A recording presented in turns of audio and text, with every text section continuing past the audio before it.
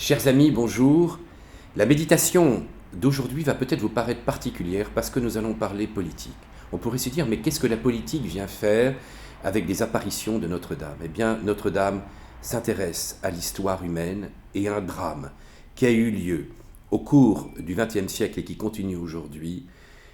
À travers le message de Fatima à propos de la Sainte Russie, il est bien question du communisme.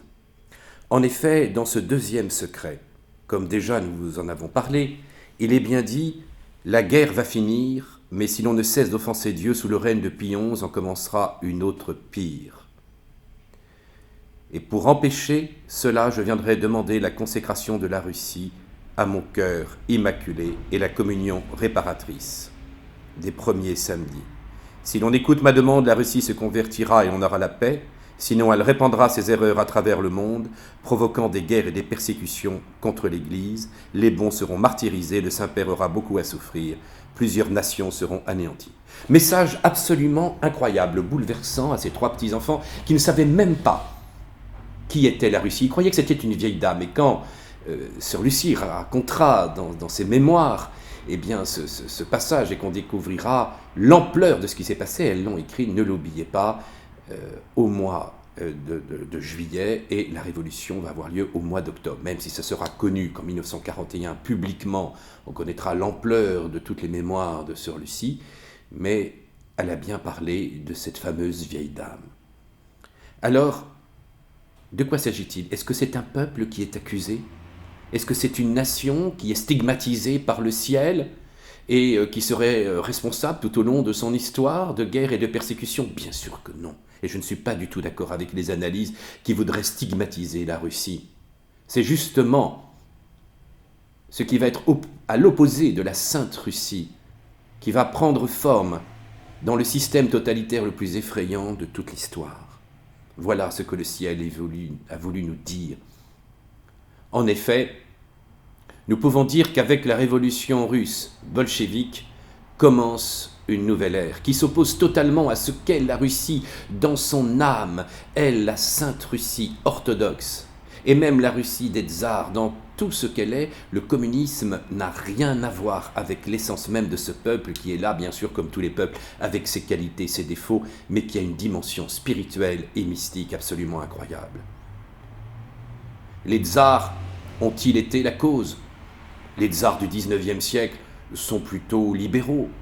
Et bien sûr, s'il y a des erreurs aussi de gouvernement et des drames, eh bien, cela n'a rien à voir avec l'ampleur qui va se développer sous le communisme. Bien sûr, il y avait eu Pierre le Grand.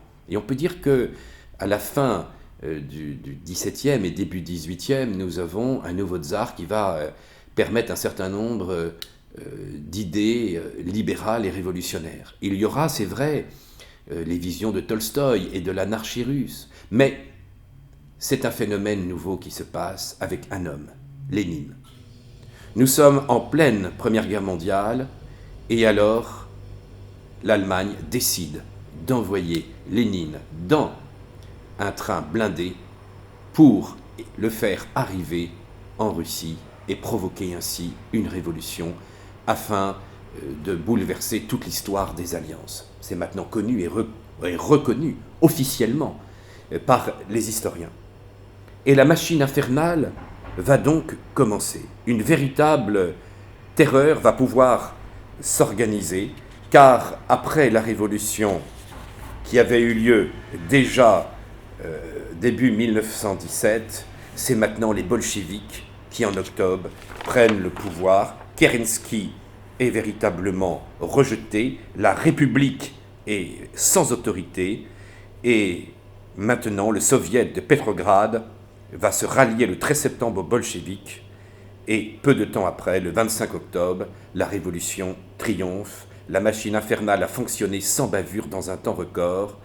Ainsi, c'est la fin, évidemment, de la monarchie de droit divin, et elle est abattue, la famille impériale sera massacrée dans des conditions épouvantables, et elle commence ainsi dans le sang, à l'image évidemment de la Révolution française. Mais c'est autre chose qui commence à prendre forme.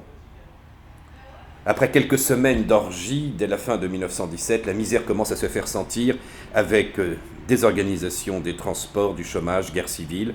Le 20 janvier 1918, un décret proclame la séparation de l'Église et de l'État, la confiscation des biens d'Église ainsi que la suppression des droits juridiques. Pratiquement, l'Église est mise hors la loi. C'est une persécution religieuse hors du commun.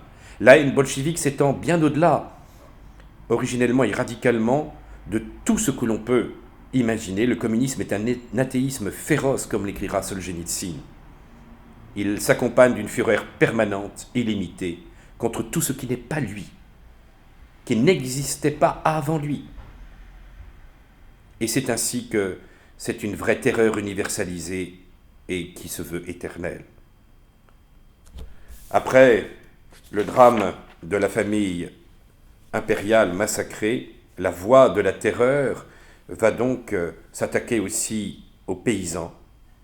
Et le 9 août 1917, Lénine décide de mettre en œuvre une terreur de masse impitoyable. Des camps de concentration furent créés dès ce moment, où périrent par dizaines de milliers les adversaires du régime que la Tchéka n'avait pas encore fusillés. Nobles, paysans, soldats, tout ce qui paraissait pouvoir s'opposer au bolchevisme est éliminé sans pitié.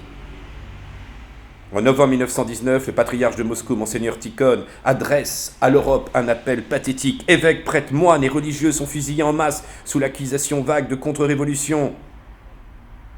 La suprême consolation des sacrements leur est refusée par un raffinement de cruauté, et leurs parents ne peuvent obtenir pour leur corps une sépulture chrétienne. En 1922, le cardinal Mercier publie les premiers chiffres. Les statistiques des victimes de la persécution sont effrayantes. Depuis novembre 1917, 260 000 simples soldats prisonniers et 54 000 officiers, 18 000 propriétaires fonciers, 35 000 intellectuels, 192 000 ouvriers, 815 000 paysans, 28 évêques et 1215 prêtres furent mis à mort. À ces derniers chiffres, il faut ajouter encore un nombre inconnu de prêtres orthodoxes et catholiques condamnés, exécutés, pour ne pas voulu prêter la main au décret ordonnant la confiscation des biens sacrés. Par un décret du 26 février 1922, on confisquait tous les trésors de l'Église, tous les objets consacrés. Les fidèles tentèrent de s'y opposer. C'est de nouveau des massacres. Une effroyable hécatombe était l'effet d'un froid calcul, d'une décision implacable. En mai 1922, lorsqu'il prend connaissance des premiers projets du code pénal soviétique, Lénine insiste impitoyablement. La jurisprudence ne doit pas mettre fin à la terreur. Le promettre serait s'aveugler ou tromper les autres. Elle doit la fonder, la légaliser dans son principe, clairement, sans aucune fausseté. Mais le début de ce communisme, c'est aussi la famine.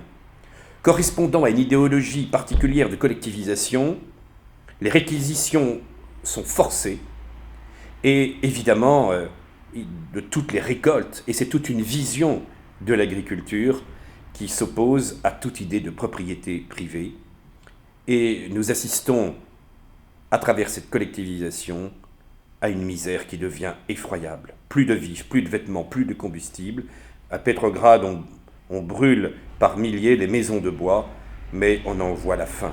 Dans les hôpitaux, il n'y a plus de remèdes ni d'infirmiers. Nous vivons un véritable drame humanitaire tel qu'on en verra peu. Voilà ce que Marie avait voulu nous annoncer. On sait que dès le début du communisme apparaît quelque chose de nouveau, que Pie XI décrira plus tard dans son encyclique, mais comme un régime véritablement satanique qui ne vit que par le sang et qui va organiser une politique qui sera un goulag.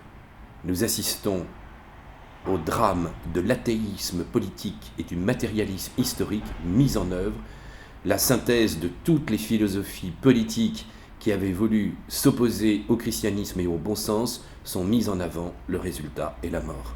Voilà ce que Marie est venue dénoncer.